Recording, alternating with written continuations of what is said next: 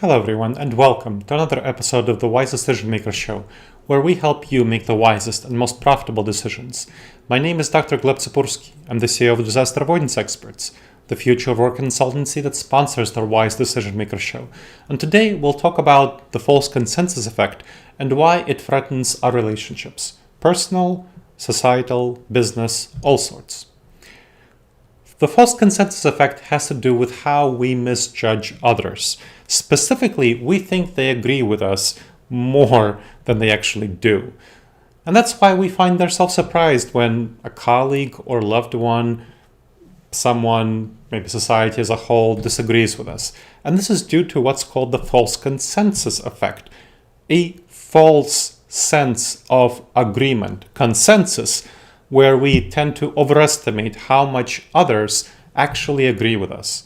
So it creates a sense of false, not real, alignment with others in our heads. And that can lead to a lot of conflicts, tensions, disagreements, lots of problems for us. That's why we really need to figure out where we might be having a false consensus experience in our minds with others, whether it's individuals or society as a whole, and address that. Let's talk about first real loved ones, romantic relationships. I've seen partners be shocked by how differently they feel about major things. For example, one partner may become more materialistic, money-oriented over time, while another may focus on self-awareness, mindfulness, fulfillment, these sorts of things. So contributing factors here can be people who are introverted and lack the desire to talk about themselves and their changes, and they don't notice how other people change. There might be separate friend circles for the different partners. There might be different hobbies, so they interact less in their personal lives than they used to. And if they have kids, they might be just spending time taking care of their kids and not really interacting with each other nearly as much as they used to. I've heard that from parents a lot. So they might not notice gradual change over time in their perspectives, values, and goals. Let's talk more broadly. What about society as a whole? There's research showing that false consensus effect can be really damaging for society as a whole and exacerbates social polarization and could cause people to spend more time in polarized communities, those filter bubbles you might have heard about, which further worsens the sense of a false consensus, the sense that other people agree with us, whereas many less people agree with us than we might actually think they do. Let's talk about this research more in depth. So the online presence of polarized communities, the research finds, encourages greater polarization because it facilitates our ability to share perspectives that are increasingly extreme because of this polarization. Back in the past, when we didn't have these online communities, we just know people in our neighborhood or friendship circle, and those would tend to be diverse people coming from different contexts and places.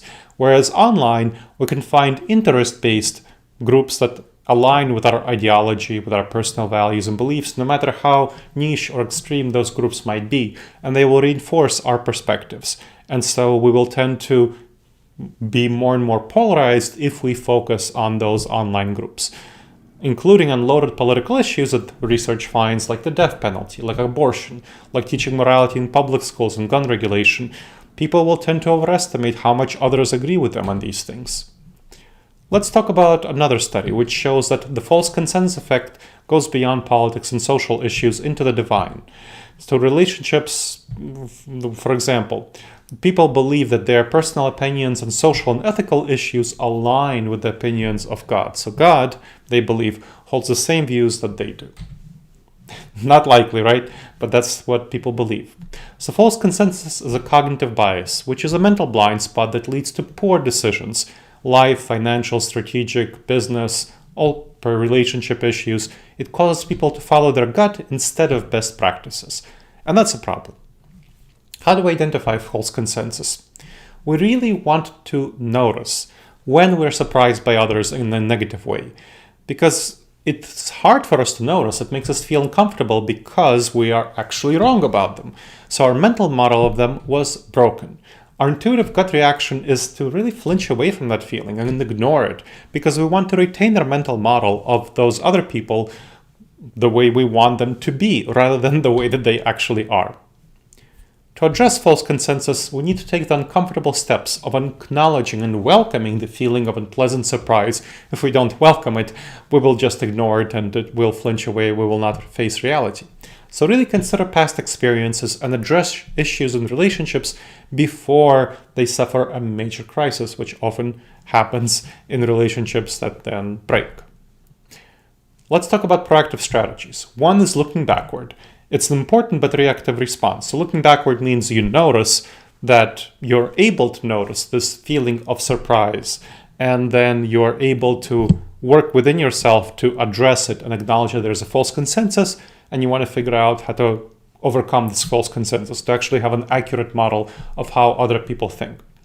But you can also look forward and debias by making predictions about the future, about how you think other people will think. So, these are the steps for looking forward. First, you make a prediction.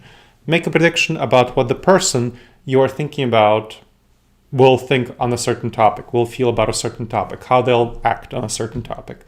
Then you want to write it down because you don't want to fool yourself. See whether it matches reality. Here's the step. So it's kind of like a scientific method. So you make a hypothesis, which is your prediction. You write it down. Then you conduct the experiment by figuring out what this person actually thinks about this topic, or how they feel, or how they will behave.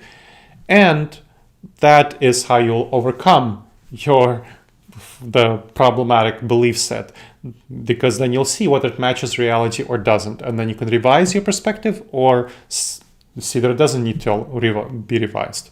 And you want to encourage other people to do the same thing to overcome this false consensus tendency.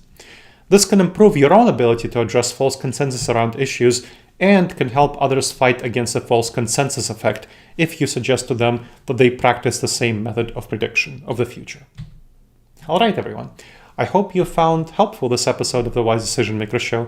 Please make sure to subscribe to the show wherever you check us out and leave a review. It really helps others discover the show and helps us improve the show. All right, everyone. I look forward to seeing you in the next episode of the Wise Decision Maker Show. In the meantime, the wisest and most profitable decisions to you, my friends.